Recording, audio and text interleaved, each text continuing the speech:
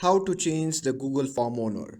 Hey everyone, welcome back to the channel. In today's video, I'll show you how to transfer ownership of a Google Form in just few simple steps. So without further ado, let's get started. So first thing first, go to the Google Forms and sign in with your account. And once you are inside the Google Form, simply choose the form for which you want to change the owner. And once the form is open, you can simply click on the share icon at the top right side. And after that, a pop-up menu will appear.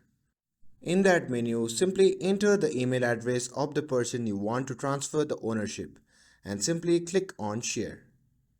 And after sharing the form with that account will be added to this form. And now in the menu, as you can see, the account has been added. And beside that account, there is an option labeled responder. Simply click on that and the drop down menu will appear. From that menu, simply click on transfer ownership and a pop-up menu will appear. From that menu, you can simply click on send invitation. And after that, the recipient will receive an email invitation.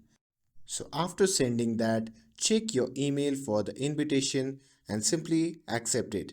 And once you have accepted it, the Google Form ownership will be successfully transferred. And that's it. That's how you can transfer ownership on Google Form.